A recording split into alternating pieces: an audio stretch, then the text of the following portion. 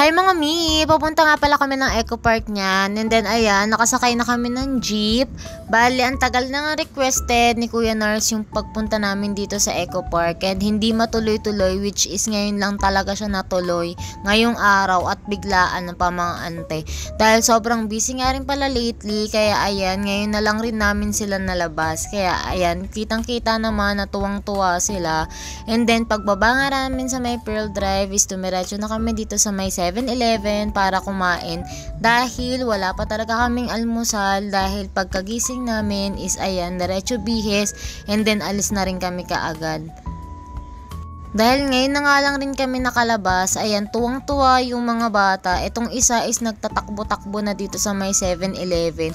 Bali, bumili nga lang pala kami ng hotdog at saka ng siopaw dyan sa may loob para may pantawid gutom or almusal na rin. Dahil mamayang lunch is doon na lang din kami kakain sa loob.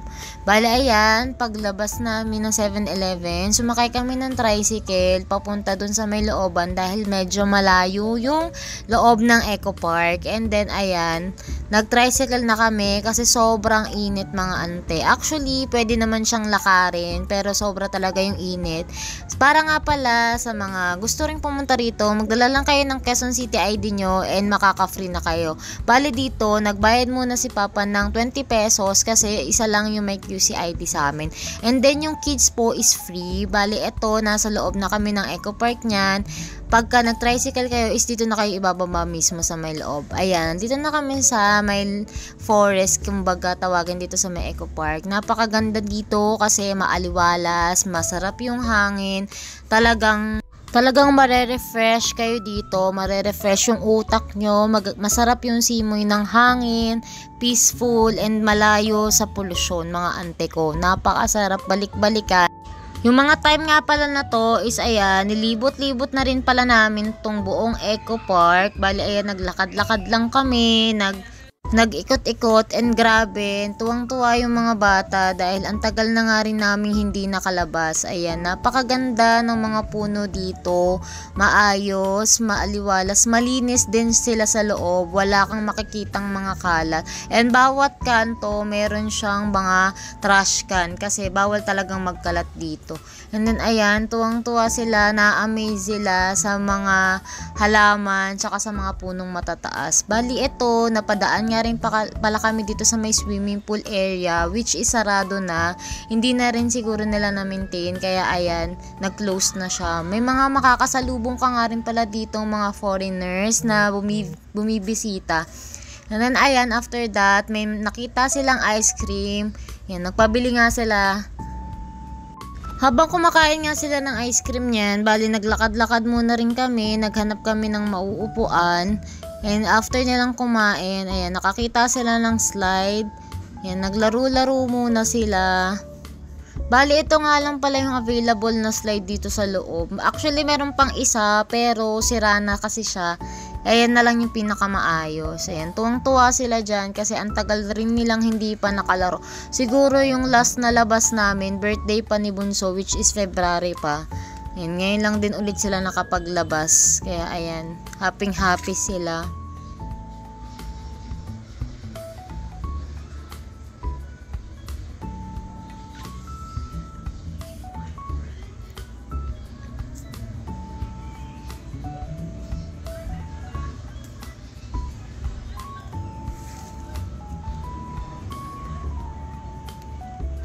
After nga nilang maglaro dun sa may slide, ayan, naglakad na ulit kami para maglibot dito sa may loob. Hinahanap nga namin dyan yung hagdan na merong maraming flowers pero wala na pala siya.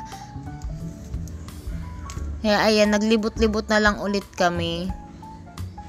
Ayan, ang gaganda ng mga halaman dito. Sana i-keep pa rin nila tong Eco Park and wag nilang alisin kasi napakaganda talaga niya. Napaka-peaceful niya.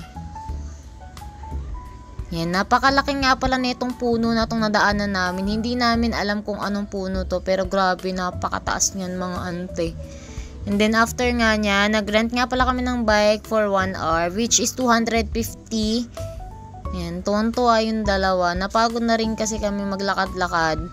Ang after nga niyan, ayan, paikot-ikot lang kami dito. Bali, isang straight nga lang pala to na pwede kang magpabalik-balik. Kahit sobrang laki ng Eco Park, ito lang yung bike lane na pwede. Kasi hindi pwedeng magbike dun sa may mga iba-ibang loob. Bali, dito nga pala sa loob ng Eco Park, meron silang mga activity na ino-offer. Ayan, football, painting, rappelling. Nakalimutan ko yung iba. Pwede rin ditong mag-team building kasi meron din silang place for team building.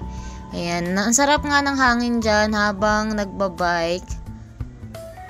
Buti hindi ganun kainit kaya medyo maaliwalas siya.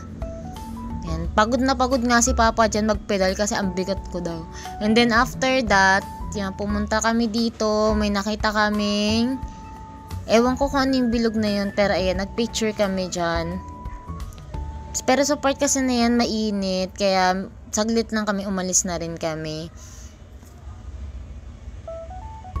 And then eto, pauwi na nga pala kami nyan. Bali, nagstay lang kami dito siguro ng 3 hours, tas umuwi na rin kami. Yan, bali hanggang 3 PM nga lang pala yung Eco Park, kaya sa mga gusto rin pumunta, punta na kayo.